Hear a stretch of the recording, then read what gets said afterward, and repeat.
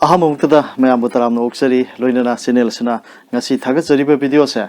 aihangna tha khodingoina leptana thagatsarba video ama ngasi lokochabani madudi akhoigi sajibu tha se yaura abanina sajibu tha ge apapatagi matangda khara khamina saidana video si semjabani haidana haijari ngasi gi video si bu yengbiru khwai panu pu channel sina ahamuktada taramna oksari video si miyeng taminarsi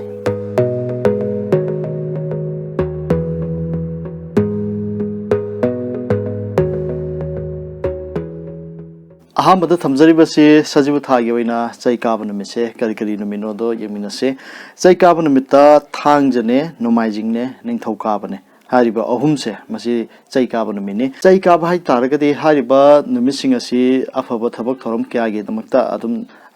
sijanaba phai habi tare habidi thaba ma hoge thaba ma tauge habi taragadi chaikaba numisida adum taunai habi tare aduna afaba numike manung chale pod ama asobo pod ama gari ama kaima laige habi taraga su chaikaba numita adum taunai habi tare masi afaba numit haidana khangnai habi tare sajibugi oina Saturday Sunday amasung Monday hariba ahumsini chaikaba aduga mathangi sina tanaba numit se sajibu thagi oina nongmaijing amasung ningthaukaba ani sini habi tare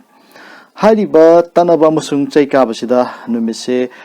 nongmaijinga ningthaukaba ga se adum yawe habi tare adubu hariba chaikaba amasung tanaba se masi mahak ki sejina phum tongale habi tare chaikaba ngasa haijakhibudu akhoigi afaba thabak tharum kya ama tauba pangthokpada phai hairambani aduga tanaba sina mu akhoigi thawai panba jiba changthok changchingi oina adugumbagi matangda fatta boina pirame habi tare isam samna haribada akhoigi ningol mana mapamda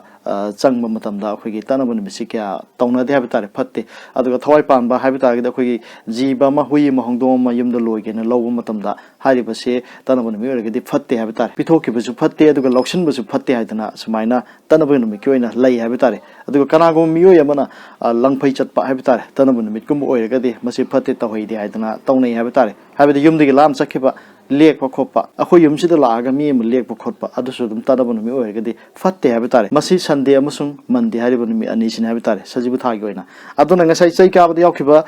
Saturday Sunday Monday sida Sunday Monday ani musu dum yawe adubu sejinabam di tongale habani mamang nasu video akhoigi thagi oina smai sum semak bijida mayam chamam naba dum yawe habi tare chaikaba du yawo tanaba du yawo se kamaina tawbunu kain sum hangba yawe habi tare aduna chaikaba gi oina amukasu haijari madudi masidi afaba thabak thorom hauba aige sinfam ama hauba aige business ama hauba natragana aige por ama laiba sigumba laidana sigumbada sijine habi tare chaikaba numi koina tanaba numi koina akhige thawai pama jiba changthok changchin ningon ama pama changthok changchin phaba phattaba mi ma yumda lekpa adige chathokpa habi tare sigumba adige thawai pama jiba huini hangdongni sigumba loiba natraga yonthokpa sigumba pithokpa sigumba gi matangda sijine habi tare tanaba numi koina aduna hariba chaikaba amsung tanaba gi chamamnabado khara makhaidi ko maga draidana myam thamjage aduga sajibu thagi oina akhige chahi de bachinja masi hojik matamda chahi de bachinja si akhoi kaisu khangna de habi tare adubu ahalama singna thaina thamamba lari khara da sum thengna jabadai myam da sum khudol tamduna laksabani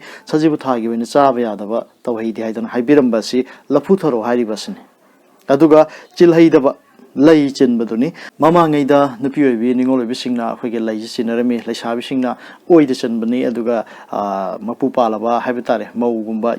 yumgi mau singchina yelom de sille adugi matungina laisabi ni mau ne habisi jodum irai lai na khangnari bin haibitare nupi oibi singje maramasina sajibu thagi oina lai chenba phattabase langmaton hariba lai asini haidana haibirami hariba chahaidaba amusung chilhaidaba ani pibire madudi lafu tharo sin chaba fatte chilhaidabana langmaton haribachi fatte haidana haibireme masi karigumba tawragadi kari fol leibagi habache masi ju pirame habitare foloina pukning waba aduga pangal kuchu mangba si oigani haidana haibirame haitare masi kadai phawba chummi lale habidudi aina su haibangamde aduga mayamna su kya kana su thajaba su oiroi habitare adumakpu lairikta ahalama singna iduna thamamba mamangda chanarambane haidana haibiramba maramna masima sum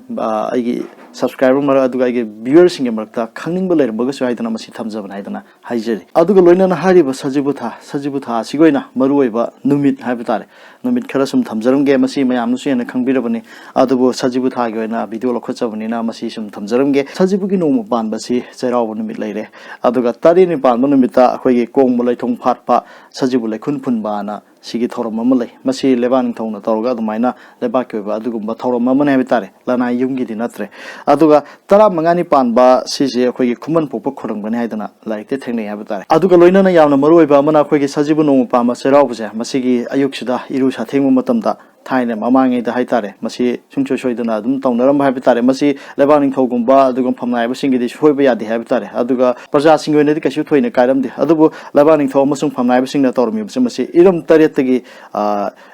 singna irujaba haidana dumaina iru satheng baidana leiram habitare aduna hariba iram tarese masi karam karam mafam dagina habdu mayam jingminase madudi kha khong lai khong marong khong langkol punsi khong takna kha amasung nungjeng ikon hariba mafam taret asidagi isingje lauraga adumain iru satheng bi habani sahi goina afabo ogini haidana sumai piram habitare adu hariba se kanagu miye mana hariba iram tarese sattuna makse ising thibase dum awabam di ogidoribni adubu akhoi lining nasibu hena luna khanjaba miye ke amana hariba se parjagi habitare parjagi khanbiraga isingje khomaga kangla da kai dum mamang chei lusrum yenma mayam dum thengna biramgani handak sadum adugum ke ama lakani habase igi thajaba sulai habitare adu masudum yengminase ngaminase kanana kari tawri habadasu parjagi thongta kai kai tawri ge habasu mayam sudum khangminase aidana mayam thamjage sumaina sajibu thagi oina maroiba khara amuk thamjabani aduga loina na kanagum miyo mana mahakse yum saba hauba pam habitare adu bitaragdi sajibu thaje haubu yabra yadabra habise jamam na badum laine ado sajibu thaje yum saba haubu yai habitare masima thamjaramge aduga hariba yum sabigi matangdadi sajibu thaje yum saba haubu yai habitare gasu sage haina bu khalagadi panji im kai matana ba mathau tai habitare kaigino habi matamda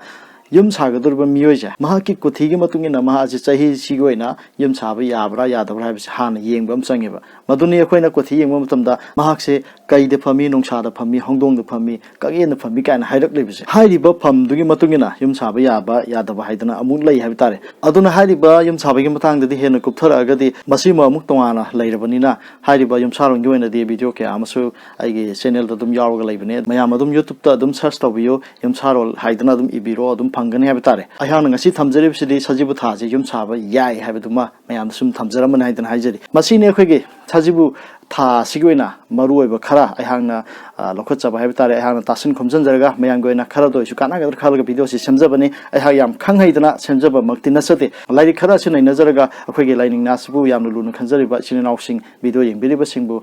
khara do isu kana gadar khalaga video si lokhachabani haidana haijari thamjariba semjariba singa sida karigumba asoibaram yaroga sumi yamna ngakpi kan haidana haijari ngasigi wenedi matang swaida video si lochinjarga haidana haijari kanglai pai mana yai fare